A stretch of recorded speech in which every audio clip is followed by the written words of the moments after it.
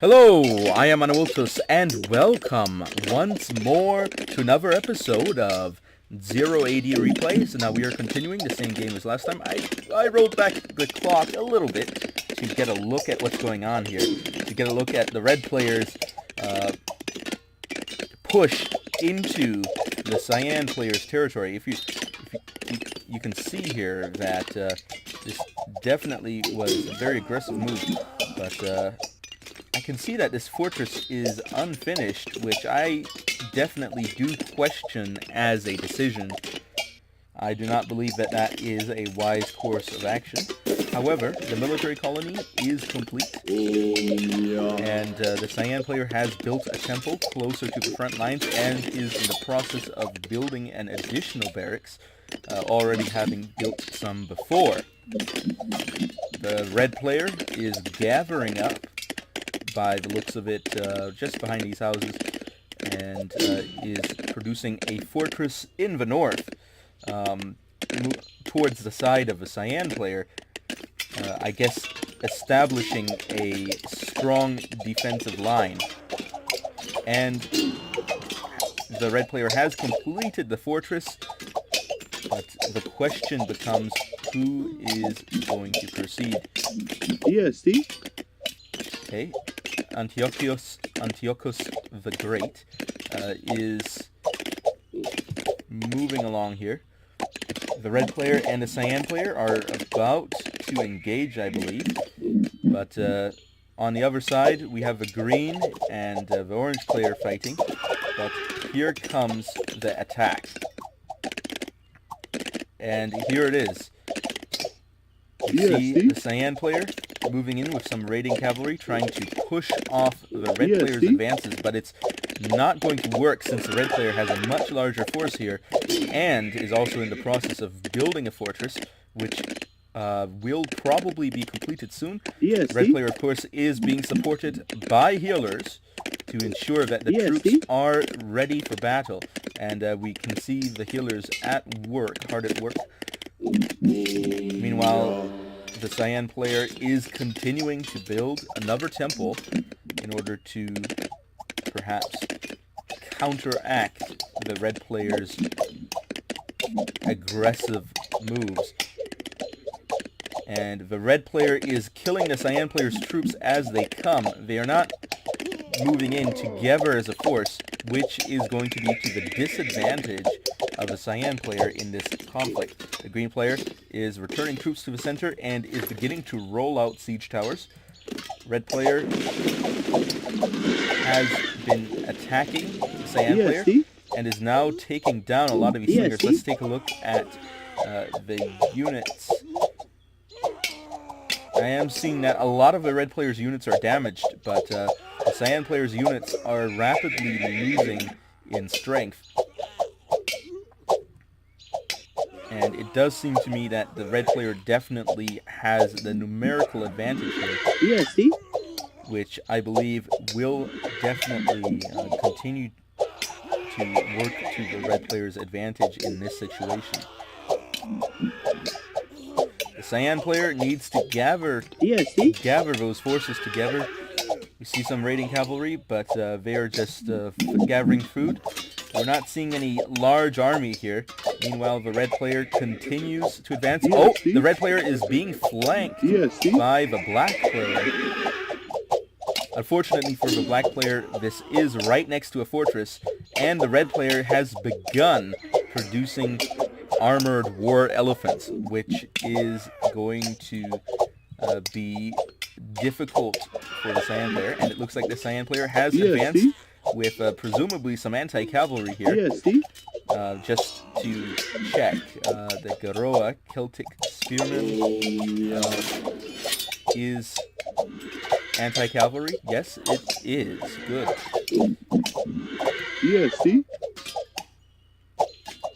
And just checking the map for other conflicts. None right now. The red player just continues to destroy the cyan player's army, killing them as they're coming. And now the red player seems to be in the process of advancing. However, the cyan player has not forgotten to garrison those towers. So capturing towers is going to be moderately Yes, Steve? difficult here for the Cyan player. The Cyan player is beginning to trade over here, which of course is not going well for the Yes, Cyan Steve? player due to the green player's fortress.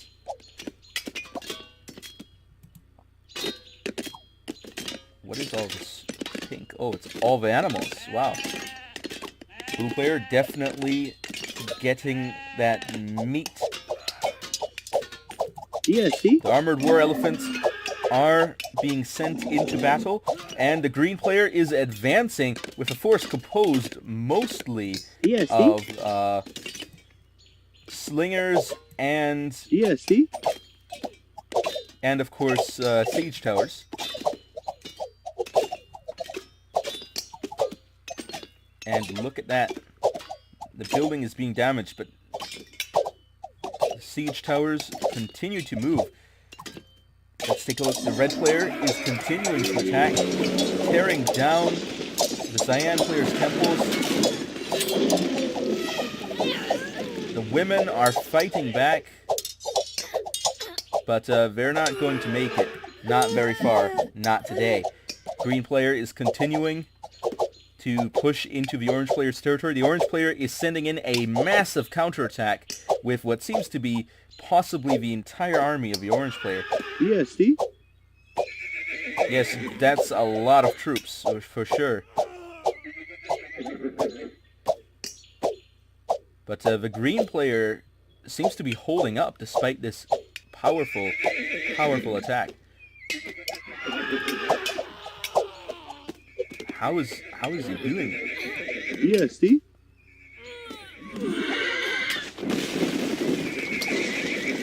Yes, Steve? Yes, of course, they have slingers on board. A lot of slingers. In fact, they're full of slingers. That probably is helping these towers do a lot of damage. Let's take a look on the front here. The red player is continuing to move in.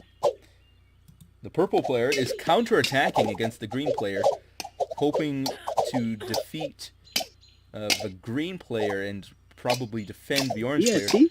The orange player still has a lot of troops, but let's take a look here. Yes, Steve? They are getting killed by all the projectiles. Purple player is pushing out the green player's troops with these camel archers, but the Helepolis is hot on their tail, although they are able to escape due to the slow velocity of the siege towers. The green player has not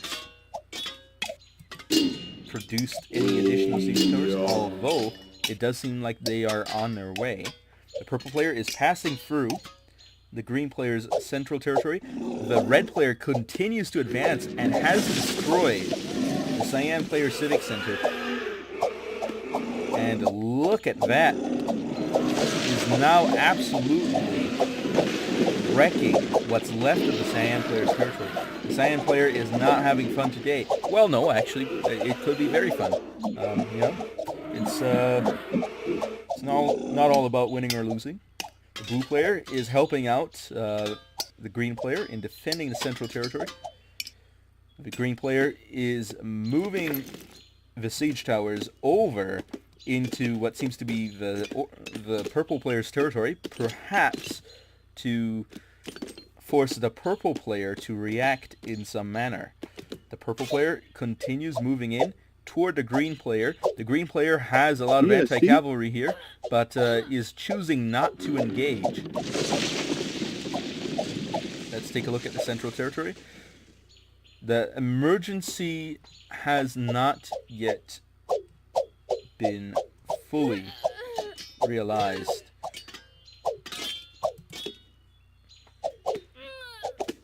And here they come. There is a fortress. And the question is, will that fortress be built? And I don't think it will.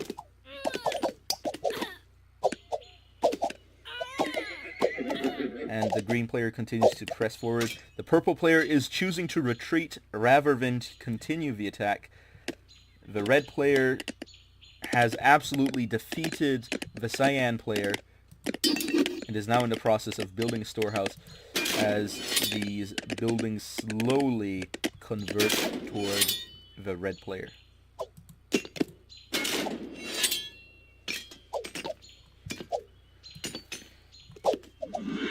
Here it is, blue player and green player are continuing to fight against the purple player. The red player is moving on toward attacking the black player. The black player does not seem to be very ready for this attack, unless there are a lot of troops hidden. But it doesn't seem like it's going to go very well for the black player. The yellow player is rebuilding the economy. Look at that. Surprisingly, the yellow player is continuing to advance. The orange player is weakened, but not out of the game yet.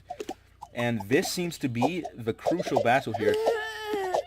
Will the green players and the blue players' army survive the fight against the purple player? And the answer is an obvious yes. Look at how damaging these siege towers are. These siege towers just are doing so much damage.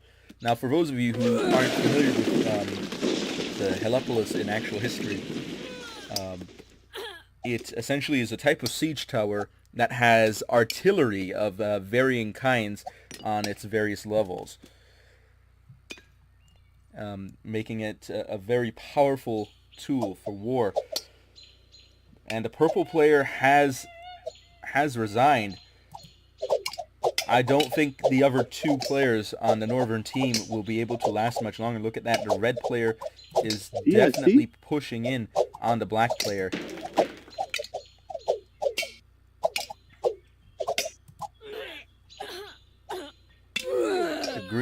The green player continues to move, killing any soldiers in the that cross his path. Here comes the orange player, building a fortress, trying to salvage what is left of the game, but it's not going to work because look at that, the black player has just lost the civic center. The black player, I don't think the black player can recover from this with the degree of map control that the southern team has. I don't think the black player will find a suitable location to rebuild, or at least any location that is not going to immediately be attacked.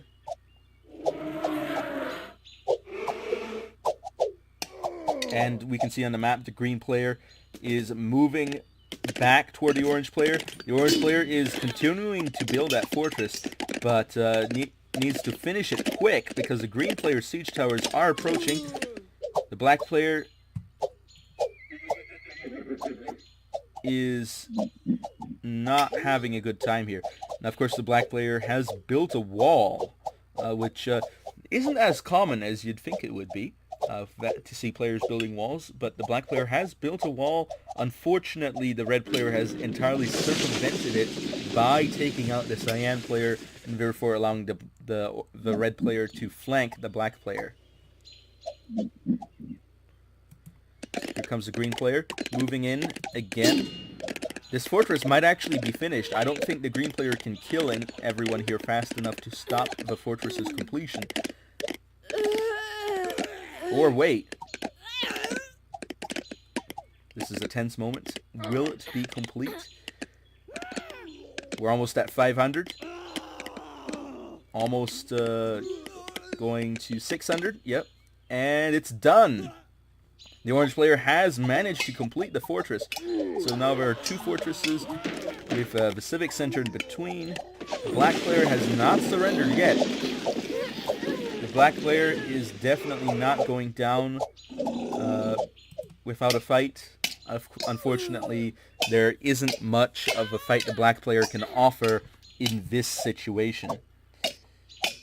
The green player continues to attack the orange player. Of course, the fortress is a slight problem for the green player, but fortunately for the green player, all these siege engines are close to full in health, or should I say structural integrity? That may be a more accurate term in this situation.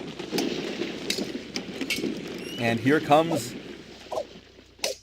this house with one woman inside. I don't think she's going to have a good time. Yep. Just getting out of the house and is now going to die. How very tragic.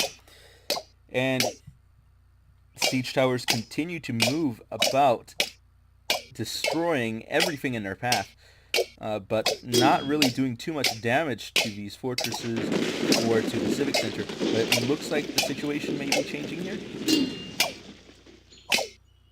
Yes, it does seem like the green player has decided to focus perhaps a little bit more on destroying some of these buildings. The blue player seems to be a little bit inactive up here, but is moving in troops for support. The blue player is pulling back toward the south. The yellow player is not getting a piece of the action, but of course we can't really expect too much in this situation. The red player, what is the red player up to? Continuing to destroy everything that the black player has. The black player still has some troops in the field, but they're not going to last very long. There it is. That's in fact the last one. It looks like the black player has indeed been defeated. The orange player now stands alone against this massive army, which has increased in size, I do have to say, of these siege towers. And look at that.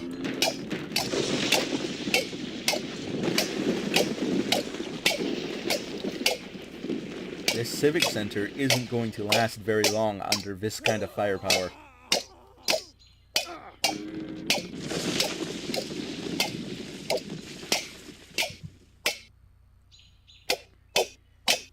Here they go. Fortress is under attack. Civic center is dropping fast. The orange player doesn't seem to be economically active. The orange player is retreating or gathering forces together, but they're not going to be able to do much. Not in this situation. Look at that. They are going down with a fight, but unfortunately, you picked the wrong opponent. That's just got to be said. You have to fight against someone who you can actually win against. And unfortunately for the orange player, that is not what is happening today. But it's the thought that counts. Definitely putting up a good fight. This fortress has some inhabitants, but I don't think they're going to fare very well today. The orange player refuses to surrender. Quickly sent out everyone inside the fortress, but they all died. The other fortress, no inhabitants. And there it is. The game is over. Orange player has resigned, has acknowledged the loss. Let us see what happens next. Of course, no surprise, Team 1 had the victory. And it does look like the red player was able to push a little bit ahead in score than the green player, which surprises me to some extent. But of course, the red player did take out 2 players, as did the green player, so it's not surprising for them to both be up high there. And economically speaking, the best player on Team 1 and in the entire game, the red player, The best player militarily on Team 1 is the red player, and exploratively the green player, and in total the red player. Best economic on Team 2 is the purple player. Very interesting. Best militarily, also the purple player. Best exploratively, the purple player. Best overall, the purple player. But interestingly, the purple player was actually best overall in exploration, which I find interesting here. But building-wise, the one who built the fewest player was the yellow player, but of course the yellow player got attacked pretty early on in the game, and of course had several problems with that. Militarily, we can see that a lot of these players produced a lot of units, but interestingly, of course, the yellow player didn't get too much into the action. The one who produced most units overall was the blue player, but I didn't actually see that much of that. Interestingly, the blue player seems to have had a lot of units throughout the game, but in the end, perhaps was a little bit less efficient at using them. I don't know. That's interesting. Anyway, resources. Of course, it does seem like Team 1 definitely got a lot more resources and shared a lot more tribute as well, and accrued a lot more loot. And we can see that through the other statistics as well. Market-wise, there was some exchange. I think most, well, not most, only 3 players were really involved in it, but there definitely was some trade income for the others as well, though. Miscellaneous, vegetarian, on top of a vegetarian food chain is the red player, and feminization goes to the purple player, because of course the purple player managed to produce train, I should say, a lot of women, which is what the feminization is. I don't know why I blanked out there for a moment. I don't understand really. But look at that KD. Look at that. 17. 6.25. What is that? Wow, that's amazing. I'm surprised the green player didn't win with that 17 KD. Wow, that's absolutely huge. Win in score, I mean. Of course, they all won, but had a better score is what I'm trying to say here. And of course we can see the blue player had a lower KD, which shows also in the fact that the blue player in the end ended up having to produce more units in order to keep up.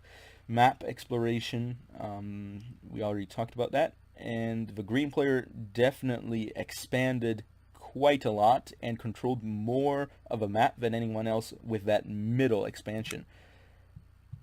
And let's take a look at scores economically. The green player and the red player, look at that, doing very well. Militarily, the red player got pretty high up early on and continued to rise, and that's probably why the red player won. The red player just had that continuous rise. But the green player definitely was catching up towards the end. And exploration, well, not too relevant, but it seems like the purple player definitely explored the map. And in total, we can see that the red player and the green player were pretty close throughout the game.